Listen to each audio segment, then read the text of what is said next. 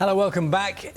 You're watching Breakfast with Charlie State and Naga Munchetti. Time now is just after 6:30. We'll return to our main story. The world's most powerful man, US President Donald Trump, is at loggerheads with his former friend, the world's richest man, Elon Musk. This comes just a week after Elon Musk resigned as an advisor for the US president. Relations between the pair appeared to deteriorate after Mr. Trump said he was disappointed and surprised by the tech billionaire's criticism of his tax and spending bill. Mr. Musk took to his social media platform X, calling the legislation big and ugly, before launching an online poll asking if it was time to create a new political party that, in his words, actually represents the 80% in the middle.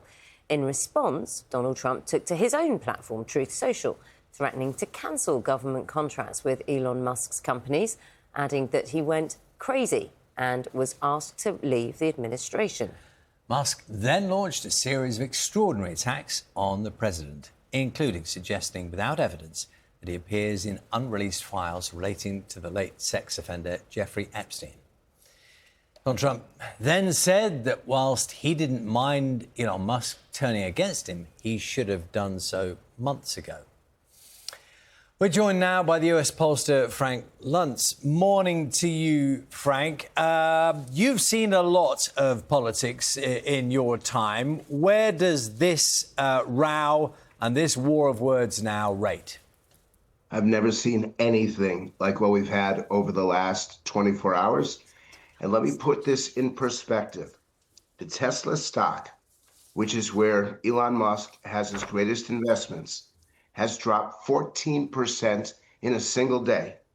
And that was worth the significant sum of $150 billion. Make no mistake, when the world's richest man goes up against the world's most powerful man, people get hurt. Things happen, and we don't know where this is headed. But at a time when President Trump's most important legislation is being debated on the floor of the Senate, you don't want these kinds of distractions. And at a time when the relationship between the U.S. and Europe is challenged, I think that's the right word to use, you would rather have people focused on where that goes than focused on two very powerful people beating each other to death. Frank, you talked about the damage each is capable of landing on the other, and you mentioned, of course, Tesla and the value of Elon Musk's company. That is manifestly damage. What counts on the other side of the table, the threats and the insinuations that Elon Musk is putting out there, obviously in an effort to damage Donald Trump? Well, even that is equal, which is, to me, the biggest surprise of all of this, is that these people are using their influence, their relationships on social media, which in both cases are significant. And this is why we've never seen this before. This, to me, is World War I. This is trench warfare. On Elon Musk's side, Steve Bannon is talking about the idea of deporting him, challenging whether Musk is here or was here legally. And on the Trump side, it's not just the legislation, but they brought up issues of Trump's relationships, of who he knows and how he knows them.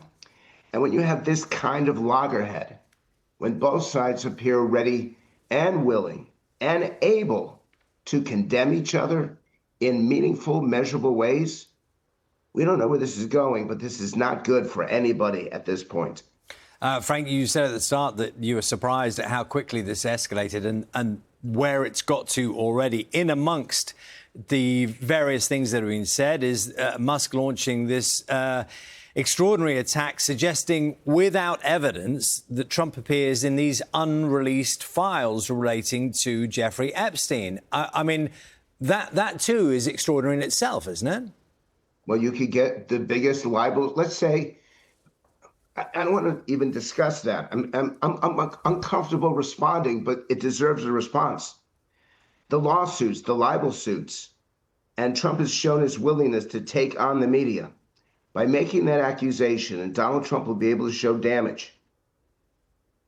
I hope that Elon has talked to his lawyers, because that could be the biggest libel suit in the history of libel. You don't have the same laws in the UK that we have in the US, but that is significant.